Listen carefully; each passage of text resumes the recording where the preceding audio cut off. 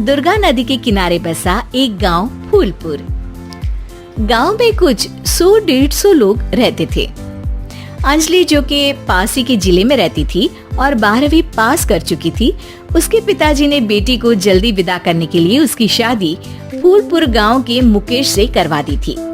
मुकेश कभी स्कूल नहीं गया था और इस कारण वो पढ़ा लिखा नहीं था और बाकी गांव वालों की हालत भी मुकेश जैसी ही थी। मुकेश के घर में उसके माता पिता भी रहते थे। सासू माँ, मैं बाहर मंदिर तक जा रही हूँ, आधे घंटे में आ जाऊंगी। अरे अभी कहीं जाने की जरूरत नहीं है, चुपचाप जाके रसोई में रात के खाने की तैयारी करो।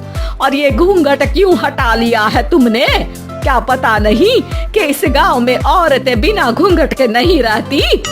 रात में अंजलि छत पर जाकर अपनी मम्मी से बात कर रही होती है। तभी गांव की 3-4 औरतें उसे देख लेती है और दरवाजे पर आकर उसकी सास से शिकायत करने लगती है। और क्या हुआ? अरे छत पे तो देखो, आपकी बहू मटक मटक के किसी से फोन पर बात कर रही है। दिन भर फोन पे लगी रहती है। अरे कल तो मंदिर के पास वो क्या कहते हैं, सेल्फी ले रही थी। शहर की बहू रखना अच्छा शान की बात है, पर देखना इसके लक्षण से ये तो तुम्हारे परिवार को बदनाम ना कर दे। ये पहली बार नहीं था जब सास से गांव के लोगों ने अंजलि की बुराई या शिकायत नहीं की हो। अब तो ये रोज की बात थी। अंजलि ये सब सुन लेती है। जब वो नीचे जाती है तो मुकेश भी वहाँ आ जाता है। सास कहती है, बेटा, लोग घर आकर शिकायत करने लगे हैं बहू के कामों की। देख लो, पति हो, संयम से रखो इसे। माँ जी, मैं तो अपनी माँ से बात कर रही थी क्योंकि यहाँ कोई बात करने लायक ही नहीं है और अब मैं माँ के पास ही रहूंगी। वहाँ क्या रहना, वहाँ बाहर के लोग तो ठीक है पर घर के लोग भी इज्जत ना दे सके। अरे नहीं नहीं अंजलि, ऐसा नहीं है, धीरे धीरे सब ठीक हो जाएगा, तुम फिक्र ना करो। अरे बस कुछ बोलना ही नहीं है, सर पे चढ़ा रखा है बहू को। सास मुकेश की नरम बात सुन के वहाँ से मुंह चढ़ाकर चली जाती है। मैं तो कहती हूँ हम दोनों शहर चले जाते हैं। मैं पढ़ी लिखी हूँ, मुझे वहाँ नौकरी भी मिल जाएगी और थोड़े दिनों में आप भी वहाँ कुछ काम ढूंढ लेना। अरे नहीं नहीं अंजलि, हम यहाँ ना गांव का खेत, माँ पिताजी को छोड़कर शहर नहीं जा सकते। माँ पिताजी को कैसा लगेगा और गांव वाले क्या सोचेंगे?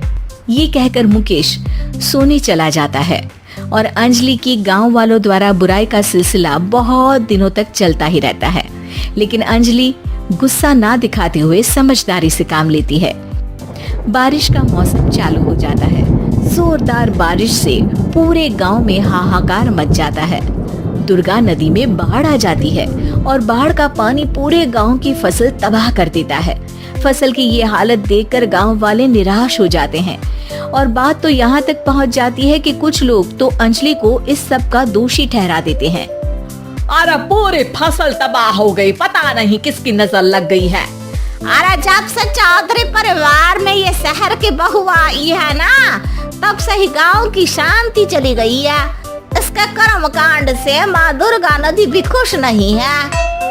ये सब सुनकर बेचारी अंजलि रोते हुए अपने घर चली जाती है।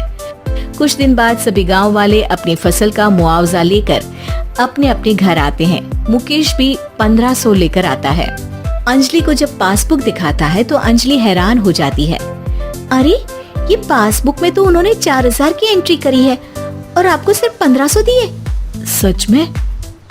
अरे वो सरकारी अफसर आपको बेवकूफ बना रहे हैं। सरकार की तरफ से हमें 4000 मिले हैं लेकिन बाकी का सारा पैसा खुद ही खा रहे हैं। आप लोग के अनपढ़ होने का फायदा उठा रहे हैं। ये सब सुनकर मुकेश परेशान हो जाता है लेकिन अंजलि उसे हिम्मत से काम लेने को कहती है और सुबह होते ही मुकेश को पंचायत कार्यालय ले जाती है और साथ में गांव के और लोगों को भी। आप सरकारी बाबू क्या गांव के लोगों को बेवकूफ समझते हैं? आपको क्या लगता है ये पढ़े लिखे नहीं है तो आप कुछ भी मनमानी करेंगे? ये बेचारे दिन रात इतनी मेहनत करते हैं, ये हमारे अन्नदाता हैं और आप इनके साथ ऐसा धोखा करते हैं। अरे क्या बके जा रही है ये लड़की, किस धोखे की बात कर रही है? अपने कांड करके नदी माँ को नाराज करके हमारा नुकसान करके इसे चैन नहीं मिला क्या? सरपंच जी, इन सरकारी बाबू ने मुझे बेवकूफ बनाया है और मेरे हिस्से के पैसे खुद चट कर गए। बस ये सुनते ही सरपंच वहाँ से दुम दबाकर भाग जाता है। पता चलता है कि जनपद अधिकारियों ने गांव के सरपंच के साथ मिलकर सबके साथ धोखा किया है।